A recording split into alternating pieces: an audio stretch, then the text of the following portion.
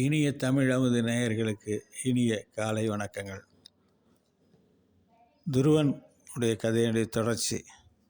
சுனந்தன் நந்தன் என்னும் இரண்டு பேரும் துருவன் அருகிலே வந்தார்கள். அரசே, உமக்கு மங்களம் உண்டாகட்டும். 5 வயது பாலகனான நிலையிலேயே நீங்கள் பகவானை மகிழ்வித்து தங்களை உயர்ந்த ஸ்தானத்தை அடைய முடியாமல் மகிழ்வித்து தங்களை அழைத்து செல்ல வந்திருக்கிறோம். மகரிஷி கூட எந்த உயர்ந்த ஸ்தானத்தை அடைய முடியாமல் கீழே இருந்தபடியே பார்க்கிறார்களோ, சந்திரன், சூரியன் முதலியான கிரகங்களும் நட்சத்திரங்களும் பலமாக சுற்றி வருகின்ற அந்த உயர்ந்த விஷ்ணுவினுடைய ஸ்தானத்துக்கு வந்து அமரப்போகிறீர். அந்த இடம் உமது முன்னோர்களாலும் மற்றவர்களாலும் அடையப்படாதது. உங்களது போற்றத்தக்க அந்த பதவியை அடைய இந்த விமானத்தில் ஏறுவீர்கள் என்றனர். துருவன் நினைத்து பார்த்தான். தன் தாயை விட்டுவிட்டு தனியாக செல்வதா என்று எண்ணினான். இதை புரிந்து கொண்ட அவர் இருவரும் அந்த தாயும் தங்களுடன் அழைத்து கொண்டு அந்த துருவன் ஏறிய தேவாக்கியத்தில் முழக்கமும் கந்தர்வ கானமும் கேட்டன. புஷ்பாவரணம் பொழிந்தது. துருவன் மனதில் தன்னை தாயை கூட்டிச் செல்கிறோம் என்ற ஒரு நிறைவு இருந்தது. யாரும் அடைய முடியாத அந்த அழியா பெரும் பதவியை துருவன் அடைந்தான்.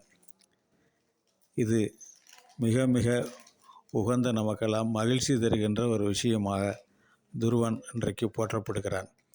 ஒரு நல்லவன் ஒருவன் இருந்தால் அதே இடத்துல ஒரு கெட்டவனும் இருப்பான் அல்லவா? பகல் என்று இருந்தால் இரவு என்று இருக்கும் அல்லவா? அதே மாதிரி அவனுக்கு இணையாக தீயவனாக இருந்தான். அவன் யார் என்று பார்ப்போம். துருவனுக்கு பின்னாலே துருவனுடைய மகன் உத்தவனுக்கு அரச பதவி கொடுத்தார்கள். ஆனால் அவனுக்கு அதில் நாட்டம் இருக்கவில்லை. பிரம்மஞானம் கிட்ட இருந்த அவரை பைத்தியம், அறிவற்றவன் என்ற வம்சத்து பெரியவர்கள் அவனை எடுத்துக்கொண்டார்கள், கூறினார்கள். நாட்டை ஆளும் உரிமையை அவனிடமிருந்து பிரமையின் இளைய மகனாகிய வத்சனுக்கு கொடுத்தார்கள். இந்த பாரம்பரியம் தலைத்தது. புஷ்பார்ணன், யூஷ்டன், சர்வதேச, சசுஸ், உள்முகன், அங்கதன் என்று ஒருவராக அந்த துருவன் ஆண்ட நாட்டை ஆண்டார்கள். கடைசியாக அங்கதனுக்கு பிறந்த மகன் வேணன் என்பவன் வம்சத்திற்கே தீங்காக வந்து பிறந்தான். முதலே சொன்னது போல அந்த துருவன் எப்படி மேன்மையானவனோ அதேபோல் வீணன் அதற்கு இணையாக தீயவனாக இருந்தான். அஸ்வமேத யாகமெல்லாம் அந்த அங்கதன் செய்ததற்கு பின்னாலே தான் இந்த வேணன் வந்து பிறந்தான். அங்கனுடைய பூர்வ ஜென்ம பாவமே அவன் இவ்வாறு தீவனாக மாறியதற்கு காரணம் என்று பெரியவர்கள் கண்டார்கள். பிறகு மகாவிஷ்ணுவுக்கு அவர்கள் யாகம் செய்தார்கள். ஹோமகுண்டத்தில் ஒரு திவ்ய புருஷனை விட்டு பாயத்தை கொடுத்த போதும் பாயத்தின் பயனாக அங்கனின் மனைவி பெற்ற மைந்தனே வேணன். தாய் வழிபாட்டன் அதர்மத்தின் அம்சமாக பிறந்த மிருத்யு வேணனுக்கு அவளியான அதர்ம குணாதிசயங்களே நிறைந்து விளங்கின. சிறுவயதிலேயே வேணன் விளையாடுகின்ற சிறுவர்களை பிடித்து மிருகங்களை போல் கொன்று குவித்தான். மக்கள் இவன் செயல்களால் கதறினார்கள். இவனை திருத்த அரசர் பல தண்டனை கொடுத்து பார்த்தார். அவருடைய தந்தை பிரயோஜனமில்லை. மனம் நொந்து போனார். இப்படிப்பட்ட கொடிய பிள்ளையை பெற்று என்னை விட குழந்தை இல்லாத இவர்களை பகவான் கற்பனைக்கு பாத்திரமாடு என்று தன் மனதை நொந்து கொண்டார். ஒருவருக்கும் சொல்லாமல் அவர் நடுஇரவில் கிளம்பி எங்கேயோ போய்விட்டார். அந்த மந்திரி பிரதானிகள் எல்லோருமே அரசர் எங்கே என்று தேடி பார்த்தார்கள். யாராலும் அவர் எங்கே இருக்கிறார் என்று கண்டுபிடிக்க முடியவில்லை. ஆனால் இந்த வேணனுடைய இந்த எண்ணில் அடங்க கொடிய நிகழ்ச்சிகள் மட்டும் தொடர்ந்து வந்து கொண்டே இருந்தது. அரசர் காணப்படாதனாலே இந்த வேணனுக்கு பட்டாபிஷேகம் செய்து வைத்தார்கள்.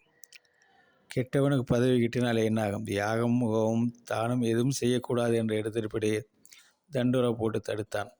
அதாவது அவன் தானே அந்த விஷ்ணுவுக்கு நிகரானவன் என்று சொல்லி கொண்டான். பலன் விபரீதமானது. முனிவர் சொன்னதையெல்லாம் கேட்டுக்கொண்டான் வேணன்.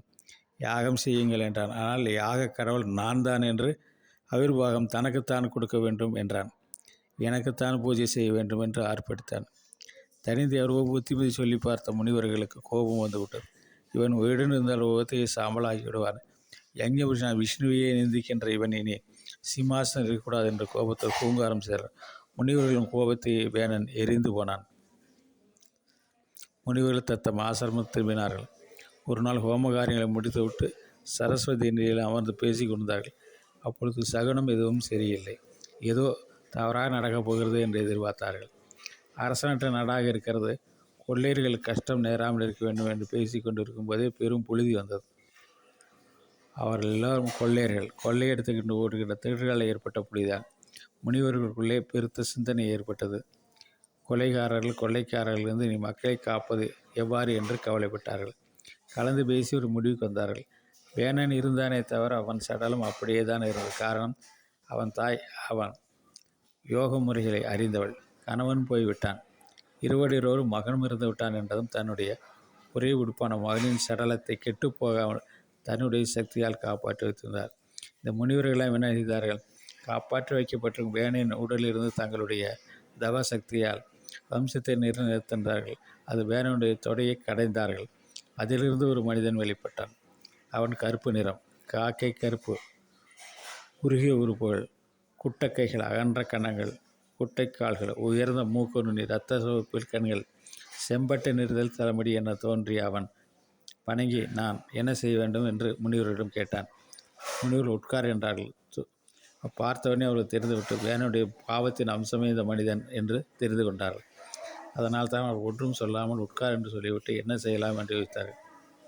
நிஷீத என்றால் உட்கார் என்று பொருள். முனிவர்கள் நிஷீத என்று சொன்னால் இவன் நிஷூதன் ஆனான்.